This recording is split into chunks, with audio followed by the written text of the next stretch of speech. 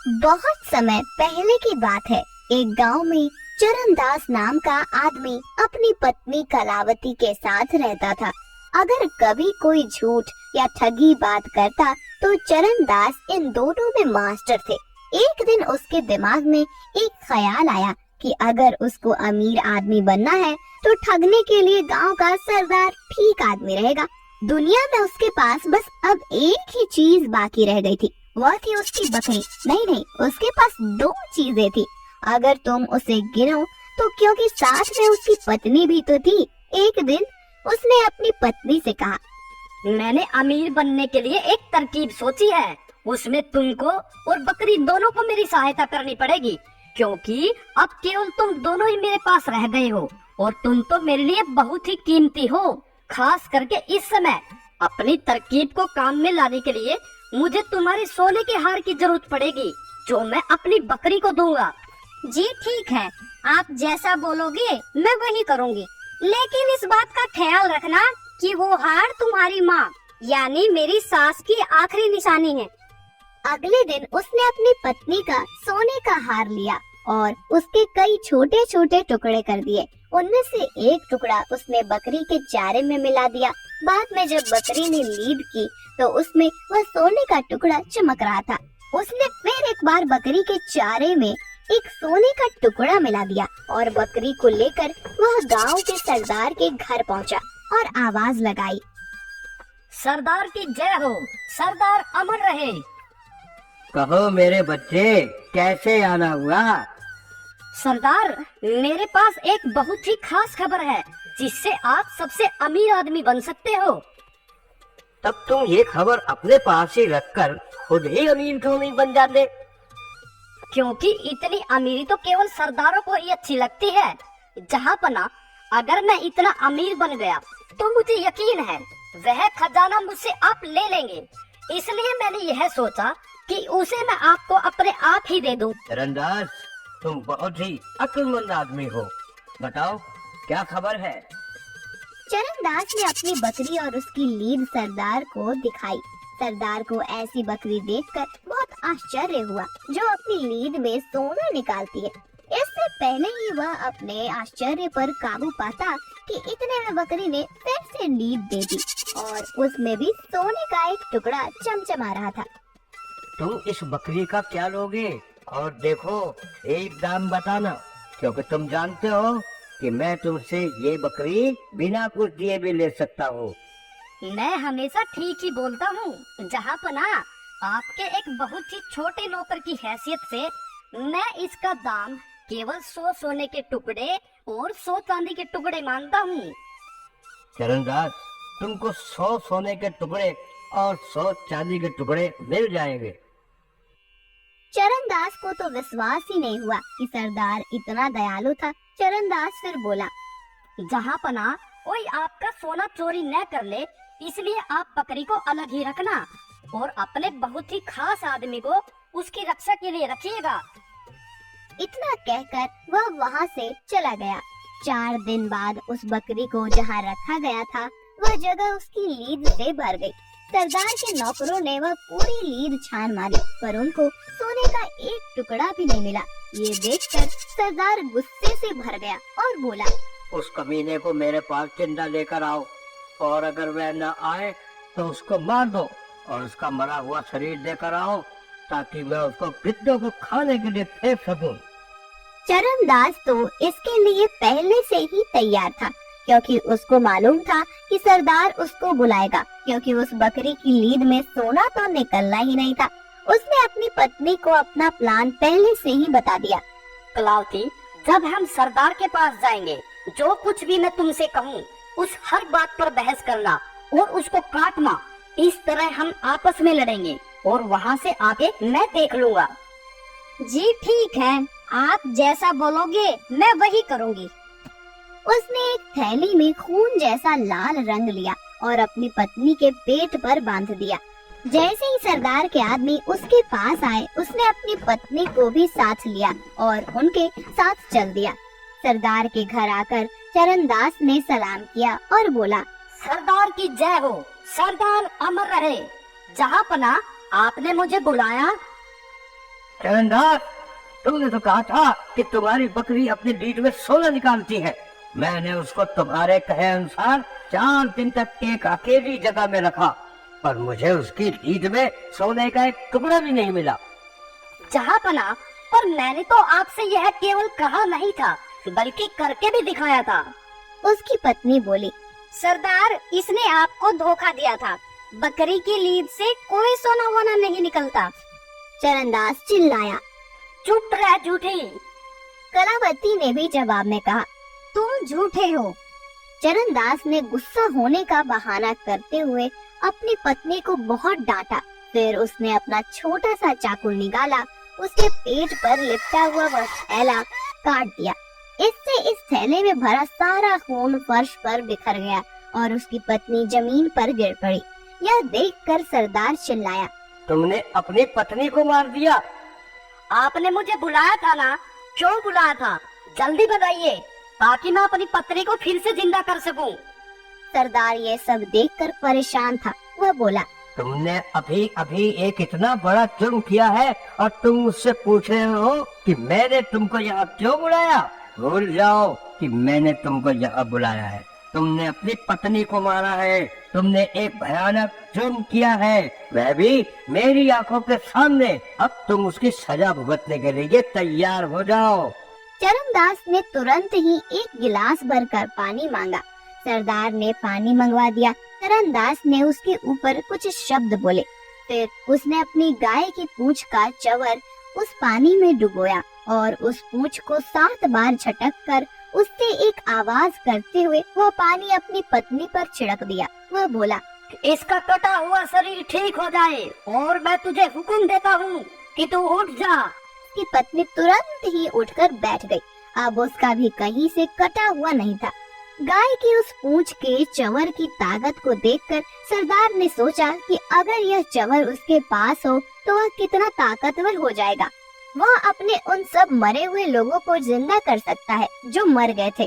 तो वह चरणदास से बोला, मैंने तो कभी ये सोचा भी नहीं था कि मैं अपनी आंखों से ऐसी ताकत देख पाऊंगा।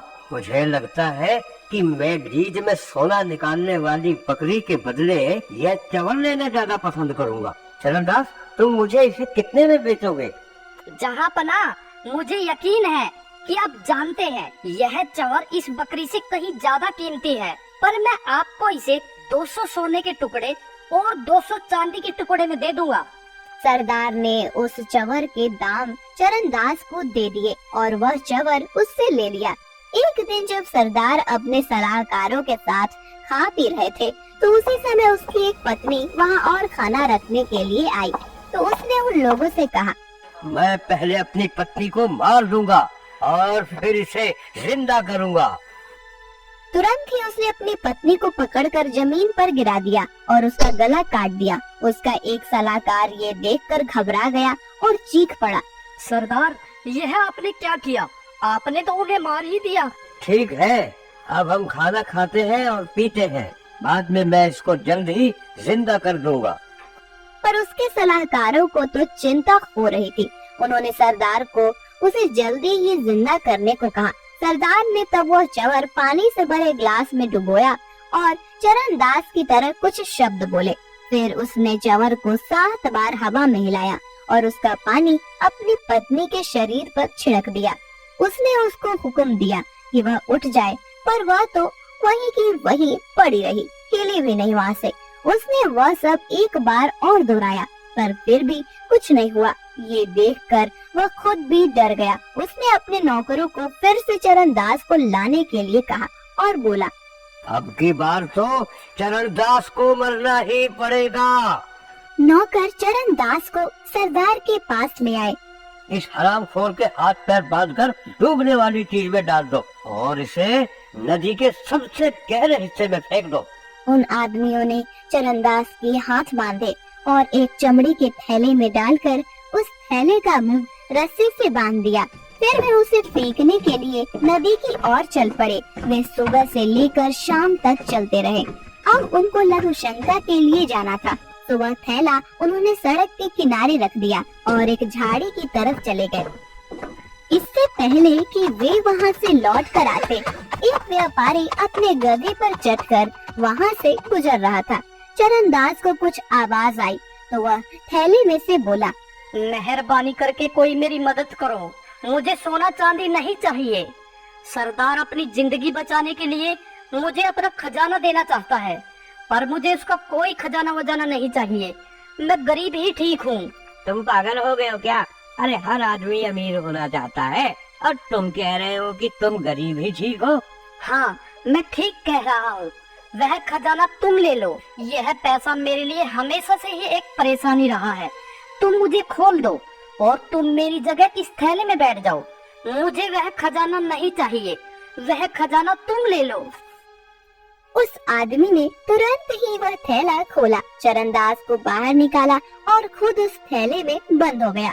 चरणदास उस आदमी के गधे पर बैठकर वहाँ से चला गया। कुछ ही देर में सरदार के आदमी लघु शंका से वापस आ गए। उन्होंने वह थैला उठाया और उसे उठाकर चल दिए। उनमें से एक बोला, आखिर चरणदास तुम हमारे हाथ लग ही गए। अब तुम किसी को धोखा नहीं दे पाओगे। हम तुम्हें अब नदी में फेंक देंगे। वो आदमी ये बातें सुनकर थैले में से चिल्लाया, नहीं नहीं, मैं चरणदास नहीं हूँ, मैं हूँ, मुझे खोल दो। हाँ हाँ, वह तुम ही हो, वह तुम ही हो। ये कहकर उन्होंने उस थैले को नदी में फेंक दिया और सरदार के पास लौट गए। पर इससे पहले कि सरदार के नौकर उसको सारी खबर बताते कि चरणदास गधे पर सवार होकर वहाँ आ पहुँचा। सरदार तो उसको देखकर कुछ बोल ही नहीं सका। चरणदास सरदार से बोला, सरदार सरदार, आपके पुरखों ने आशीर्वाद भेजा है। अच्छा हो अगर आप भी उनसे मिलने वहाँ चले जाएं। वे आपको बहुत याद करते हैं। वहाँ सोना और चांदी टनों में है। वे चाहते हैं कि आप खुद वहाँ जाकर वह सोना चांदी ले आए। आपको वहाँ जरूर जाना चाहिए जहाँ मैं गया था। जब तक आप वहाँ से लौटकर नहीं आते तब तक मैं यहाँ रहता हूँ। यह सुनकर सरदार ने अपने गांव वालों को बुलाया और उनसे कहा, चरणदास ने मेरे पुरखों को देखा है, मैं भी उनको देखने जाना चाहता हूँ। जब तक मैं उनके दर्शन करके नहीं आता तब तक यह चरणदास ही तुम्हारा सरदार रहेगा। चरणदास ने सरदार के नौकरों से सरदार को वैसे ही चमड़े के थैले में बांधकर नदी के सबसे गहरे हिस्से में फेंक देने के लिए कह दिया। सरदार के आदमी सरदार को थैले में बांधकर नदी पर ले गए और उसको नदी में फेंक दिया। चरणदास ने उस गांव पर कई सालों तक राज किया और जब सरदार वापस नहीं आया तो वह उस गांव का असली सरदार बन गया। इस तरह से गांव का वह ठग गांव का असली सरदार बन गया। रामधन तिवारी को परमात्मा ने सब कुछ दिया था, किंतु संतान के बिना उनका घर सूना था। धन धान्य से भरा पूरा घर उन्हें जंगल की तरह जान पड़ता। संतान की लालसा से उन्होंने न जाने कितने तप जप और विधान करवाए और अंत में उनकी ढलती उम्र में पुत्र तो नहीं पर एक पुत्री का जन्म हुआ। उसका नाम रखा गया सोना। सोना का लालन पालन बड़े लाड़ प्यार से होने लगा। कुछ साल बीत जाने के बाद जब सोना ने 8वीं कक्षा पास कर ली तो एक शाम तिवारी जी ने अपनी पत्नी ललिता से कहा, देखो ललिता, सोना ने 8वीं क्लास पास कर ली है। अब मैं चाहता हूँ कि उसकी आगे की पढ़ाई घर रहकर ही करवाई जाए। घर में रहकर पढ़ाई करेगी तो 4 घंटे की पढ़ाई 2 घंटे में ही कर लेगी। मैं कल ही सोना के लिए किसी अच्छे से मास्टर का इंतजाम करता हूँ। देखो जी, मैं ठहरी अनपढ़ औरत, मुझे पढ़ाई लिखाई के बारे में कुछ नहीं पता। जैसा आप बाप बेटी को अच्छा लगे वैसा करो। जैसे ही सोना को इसके बारे में पता चला वह अपनी माँ के पास आकर बोली, माँ, मैं स्कूल नहीं छोड़ूंगी। मैं साफ साफ पिताजी से कह दूंगी कि घर में नहीं पढ़ूंगी। भला घर में भी कहीं पढ़ाई होती है, चाहे कुछ हो जाए। मैं यह बात तो मानूंगी ही नहीं। आजकल कुछ नहीं बोलती हूँ तो इसका यह मतलब तो नहीं कि जिसकी जो मर्जी हो वही करते चले। शाम को जैसे ही तिवारी जी आए वह सारा साहस बटोरकर उसके कमरे की तरफ चल पड़ी। जैसे ही कमरे में घुसी तिवारी जी बोल पड़े, देखो सोना बिटिया, मैंने तुम्हारे लिए एक अच्छे से मास्टर जी की व्यवस्था कर दी है। वे कल से ही तुम्हें पढ़ाने आएंगे। यूँ भी आजकल स्कूलों में कहाँ की पढ़ाई लिखाई होती है, सिवाय उद्यम भाड़े के। घर में ही मन लगाकर पढ़ोगी तो 2 घंटे में ही 4 घंटे की पढ़ाई कर लोगी। और फिर हमारी बिटिया बुद्धिमान भी तो है, बस 2 साल में मैट्रिक हो जाएगी, ठीक है ना? सोना को लगा कि उसकी सारी दृढ़ता, सारा संकल्प बहता चला जा रहा है। उसके मुंह से केवल इतना ही निकला, ठीक है पिताजी। कमरे में आकर वह बहुत रोई, अपने को बहुत कोसा। मैंने क्यों नहीं साफ साफ कह दिया? मैं क्यों मान गई पिताजी की बात? उसके मन की बात उसके मन में ही घुट कर रह गई। दूसरे दिन से ही मास्टर जी पढ़ाने के लिए आने लगे। 2 साल बीत जाने के बाद सोना 10वीं क्लास में अच्छे नंबरों से पास हुई। गांव के सभी लोगों ने सोना की कुशाग्र बुद्धि की तारीफ की। इसके आगे अधिक पढ़ाकर तिवारी जी को कन्या से कुछ नौकरी तो करवानी न थी, इसलिए सोना का पढ़ना बंद करवा दिया। अब सोना 14 साल की हो गई थी। उसकी सुंदरता को देखकर गांव वाले कहते, तिवारी जी, तुम्हारी लड़की तो देहात के लायक नहीं है, इसका विवाह तो भाई कहीं शहर में ही करना। सुना है शहर में बड़ा आराम रहता है। इधर तिवारी जी की बहन जानकी, जिसका विवाह हुआ तो गांव में ही था, किंतु कुछ सालों से शहर में जाकर रहने लगी थी और अच्छा जीवन व्यतीत कर रही थी। इन सब बातों को देखते हुए सोना की माँ ने तिवारी जी से कहा, मैं अपनी सोना का विवाह शहर में ही करूंगी। मेरी सोना भी पैरों में पतले पतली चांदी की पायल और काले स्लीपर पहनेगी। चौड़े किनारे की सफेद साड़ी और लैस लगा हुआ जैकेट पहनकर वह कितनी सुंदर लगेगी। ललिता, क्यों उसके पीछे पड़ी रहती हो? जितने दिन है खेल खा लेने दो। तुम्हारे घर जीवन भर थोड़ी ही पड़ी रहेगी। किंतु यह कितने दिन चल सकता है? लड़की का विवाह तो करना ही पड़ता है। वैसे पास के गांव में ही कई लड़के थे जिससे सोना का विवाह हो सकता था। एक दिन तिवारी जी की बहन और जीजा जी उनके घर आए। उसकी बहन ने कहा, भाई, तुम्हारे जीजा ने सोना के लिए एक अच्छा लड़का देखा है। हमारे शहर का ही है, कंपनी में नौकरी करता है, अच्छा घर बार है। घर में सिर्फ बेटा और माँ ही रहते हैं। अगर आप बोलो तो तुम्हारे जीजा जी कल ही लड़का दिखा देंगे। बहन, आपने तो मेरे मन की बात बोल दी। मैं भी आपसे यही कहने वाला था। और फिर हम तो चाहते भी यही है कि सोना बिटिया का विवाह शहर में ही हो। अगले दिन ही तिवारी जी अपने जीजा जी के साथ लड़का देखने के लिए शहर चले गए। जब तिवारी जी ने मोहन और उनके घर को देखा तो उनकी खुशी का ठिकाना न रहा। तिवारी जी ने 1 रुपया देकर शादी पक्की कर ली। घर आकर तिवारी जी के जीजा जी बोले, कहो तिवारी, है ना लड़का 100 में से? है कोई तुम्हारे गांव में ऐसा? जब कपड़े पहनकर हैट लगाकर निकलता है तब कोई नहीं बता सकता कि साहब नहीं है। सब लोग झुक के सलाम करते हैं। घर में देखा कितना पर्दा है। इसकी माँ बूढ़ी हो गई है, पर क्या मजाल कि कोई परछाई भी देख ले। भाई नारायण, मैं तुम्हारे इस उपकार का सदा आभारी रहूंगा। हमारे ढूंढे तो ऐसा घरवार कभी न मिलता। हम देहात के रहने वाले शहर का हालचाल क्या जाने, पर तुमने मेरी सोना को अपनी लड़की समझकर जो उसके लिए इतनी भाग दौड़ की है और ऐसा अच्छा जोड़ा मिला है, इस उपकार को मैं कभी नहीं भूलूंगा। सोना ने जब सुना कि उसका विवाह हो रहा है, वह दौड़कर अपनी माँ के पास आई। उसने पूछा, माँ, विवाह कैसा होता है और क्यों होता है? ललिता के सामने यह बड़ा जटिल प्रश्न था। वह समझ ही न सकी कि इसका क्या उत्तर दे, किंतु उसकी बुआ जी ने तुरंत बात बना ली। सोना, विवाह होने पर अच्छे अच्छे कपड़े गहने मिलते हैं, इसलिए विवाह होता है। बुआ जी, फिर क्या होता है? फिर सास के घर जाना पड़ता है। मैं तुझे अपने साथ लेके चलूंगी। वो तो मैं पहले से ही जानती थी बुआ जी कि विवाह करने पर सास के घर जाना पड़ता है, पर मैं कहीं नहीं जाऊंगी। अभी से कह देती हूँ, विवाह करो चाहे ना करो। कहती हुई सोना खेलने चली गई। ललिता की आंखों में आंसू बनकर उमड़ आए। वो बोली, अभी बचपना है, बड़ी होगी तब सब समझ जाएगी। फिर तो ससुराल से आना 1-2 दिन के लिए भी कठिन हो जाएगा। भाभी देखो ना, मैं 2-4 दिन के लिए आती हूँ तो रात दिन बस वही की फिक्र लगी रहती है। जहाँ गृहस्थी का झंझट सर पर पड़ा, सब खेलना कूदना भूल जाएगी। जब तक विवाह नहीं होता तभी तक का खेलना खाना समझो। जानकी दीदी, तुम लोगों की दया से मेरी सोना सुखी रहे। जैसे उसका नाम सोना है, उसके जीवन में सोना ही बरसता रहे। कुछ दिनों के बाद सोना का विवाह हो गया। विदा का समय आया। तिवारी जी बोले। सोना बेटा, नए जीवन का स्वागत खुले दिल और दिमाग से करना। मुझे भरोसा है कि तुम अपनी समझदारी से सब अच्छे से संभाल लोगी। पर चाहे कुछ भी हो जाए, ये मत भूलना कि ये घर हमेशा वैसा ही तुम्हारा रहेगा जैसे पहले था। सोना विदा हो गई, किंतु घर पहुंचने पर वह एक कोठरी में बंद कर दी गई और बाहर से साफ हवा उसे दुर्लभ हो गई। 4-6 दिन में ही उसके गुलाबी गाल पीले पड़ गए। एक दिन मोहन ऑफिस चले गए। सास सो रही थी। सोना आंगन के बाहर के दरवाजे के पास चली आई। यहाँ देहात की सुंदरता तो न थी, फिर भी साफ हवा तो थी। किंतु उसी समय एक बुढ़िया उधर से निकली। सोना को उसने दरवाजे के पास देख लिया।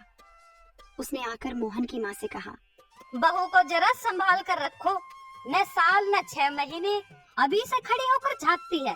यह लक्षण अच्छे घर की बहू बेटियों को शोभा नहीं देते। मोहन की अम्मा, तुम्हारी इतनी उम्र हो गई, आज तक किसी ने परछाई तक न देखी, और तुम्हारी बहू के ये लक्षण, कलयुग इसी को कहते हैं। बुढ़िया तो उपदेश देकर चली गई, पर सोना को उस दिन बड़ी डांट पड़ी। उसकी समझ में ही न आया कि दरवाजे के पास जाकर उसने कौन सा अपराध कर डाला। इसी बीच जब तिवारी जी सोना को लेने आए तो उसे ऐसा जान पड़ा जैसे किसी ने डूबने से बचा लिया हो। पिता को देखकर वह बड़ी खुश हुई। घर आकर सोना ने कहा, पापा, अब मैं कभी ससुराल नहीं जाऊंगी।